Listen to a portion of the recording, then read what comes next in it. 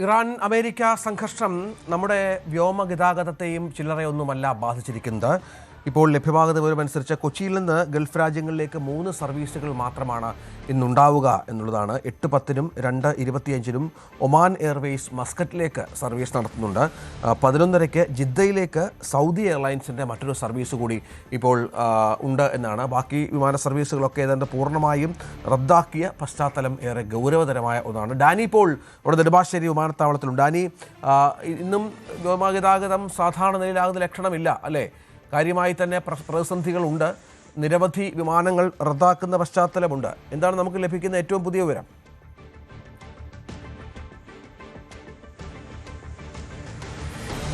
രഞ്ജിത്ത്, അനിശ്ചിതത്വം തുടരുകയാണ്. കാരണം വലിയ രീതിയിലുള്ളൊരു പ്രതിസന്ധി നിലനിൽക്കുന്നു. ഇപ്പോഴും വ്യോമഗതാഗതം അത് പൂർവ്വസ്ഥിതിയിലാകുന്നതിന് പൂർണ്ണസജ്ജമാകുന്നത് എപ്പോഴാണ് എന്നൊന്നും ആർക്കും പറയാൻ കഴിയാത്ത ഒരു സാഹചര്യമാണ് നിലനിൽക്കുന്നത്. വലിയ രീതിയിലുള്ളൊരു പ്രതിസന്ധി ഗൾഫ് മേഖലയിൽ, വ്യോമയാന മേഖലയിൽ പ്രത്യേകിച്ചും തന്നെ നിലനിൽക്കുന്നു എന്നതാണ്. ഏറ്റവും കൂടുതൽ അത് ബാധിക്കുന്നത് ഇപ്പോൾ മലയാളികളെ തന്നെ ഉൾപ്പെടുന്ന വലിയൊരു പ്രവാസി സമൂഹത്തെ തന്നെയാണ്. പലർക്കും അവിടെ നിന്ന് തിരിച്ചു പോകാൻ കഴിയാത്തതും അവിടെ നിന്ന് തിരിച്ചിങ്ങോട്ട് വരാൻ കഴിയാത്തതുമായ അവസ്ഥ എല്ലാം തന്നെ ഈ തുടക്കത്തിലുണ്ടായിരുന്ന അതേ അവസ്ഥ തന്നെയാണ് നിലനിൽക്കുന്നത്. ഇന്നലെ കൊച്ചിയിൽ നിന്ന് മാത്രമായി ഏതാണ്ട് 23 സർവീസുകളാണ് വിവിധ വിമാന കമ്പനികളുടേതായിട്ട് ഗൾഫ് മേഖലയിലേക്ക് ഉണ്ടായിരുന്ന സർവീസുകൾ റദ്ദ് ചെയ്യേണ്ടി വന്നത്. പലരും അവിടെ തുടർന്ന് പ്രതീക്ഷയോടെ പുറപ്പെടാൻ കഴിയുമെന്ന പ്രതീക്ഷയോടെ ചിലരെല്ലാം തന്നെ എത്തിയിരുന്നു. കാരണം ഇതിൽ സർവീസുകൾ ഉണ്ടാകുമെന്ന് റീഷെഡ്യൂളിംഗ് സംബന്ധമായ ചില അറിയിപ്പുകളും വന്നതിനെ തുടർന്നാണ്. പക്ഷേ നമുക്കറിയാം, സാഹചര്യങ്ങൾ വളരെ കലുഷിതമായി നിൽക്കുന്നത് കൊണ്ട് തന്നെ ഈ ഒരു അനിശ്ചിതത്വം തുടരുകയാണ്. ഏതായാലും ഇന്ന് 3 സർവീസുകൾ, അത് പ്രധാനമായും ഈ ഒമാൻ കേന്ദ്രീകരിച്ചുള്ളതാണ്, മസ്കറ്റ് കേന്ദ്രീകരിച്ചാണ് നടക്കുന്നത്. കാരണം താരതമ്യേന അവിടേക്ക് എത്തപ്പെടാനായിട്ട് സാധിക്കുന്നുണ്ട്. പക്ഷേ അവിടെ നിന്ന് മറ്റിടങ്ങളിലേക്ക് പോകാനായിട്ട് കഴിയുമോ എന്ന കാര്യത്തിൽ ആശങ്ക നിലനിൽക്കുന്നുണ്ട്.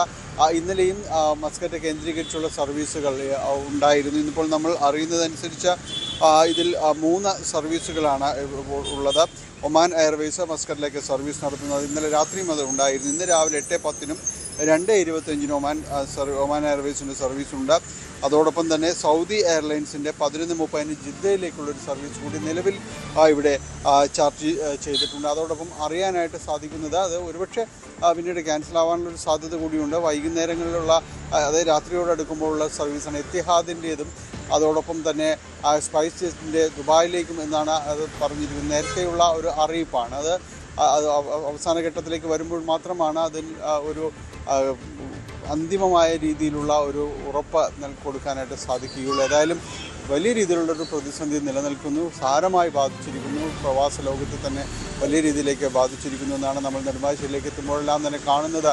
അവിടെ ജോലിക്ക് എപ്പോഴേക്ക് എത്താനായിട്ട് സാധിക്കുമെന്നറിയാതെ വളരെ അനിശ്ചിതത്വത്തിൽ തുടരുന്ന അനവധി പേരെയാണ് ഇവിടെ നമുക്ക് കഴിഞ്ഞ ദിവസങ്ങളിൽ ഒരു തുടർച്ചയിലെന്നോണം തന്നെ നമുക്ക് കാണാനായിട്ട് സാധിക്കുക. എപ്പോഴാണ് ജോലി സ്ഥലത്തേക്ക് മടങ്ങാൻ കഴിയുക, അല്ലെങ്കിൽ അവിടെ നിന്ന് ഇങ്ങോട്ട് വരുന്നവരെ കാത്തിരിക്കുന്ന ആളുകൾ, നിരവധിയായ കുടുംബങ്ങൾ ഇവിടെയുണ്ട്. ഇതെല്ലാം തന്നെ വലിയ അനിശ്ചിതത്വത്തിലേക്ക് അത് നീങ്ങുന്നു എന്നത് തന്നെയാണ്. അതിൻ്റെ ഒരു തുടർച്ച തന്നെയാണ് ഈ ദിവസങ്ങളിലുമുള്ളത്.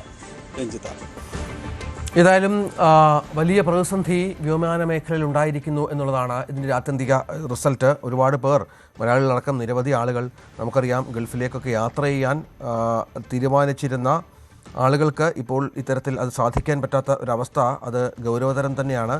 അത് പരിഹരിക്കാനുള്ള ശ്രമങ്ങൾ വിവിധ മേഖലകളിൽ നടക്കുന്നുണ്ട് എന്നും മനസ്സിലാകുന്നു. പക്ഷേ യുദ്ധത്തിൻ്റെ ഒരു കാഠിന്യം അത് അത്തരത്തിൽ സംഭവിക്കാതെ, അത് കുറയാതെ ഒരു തരത്തിലും ഈ വ്യോമയാന രംഗമെന്നും കാര്യമായി പഴയ പോലെ എത്താനുള്ള സാഹചര്യം ഇപ്പോൾ ഇല്ല എന്നുള്ളതാണ്.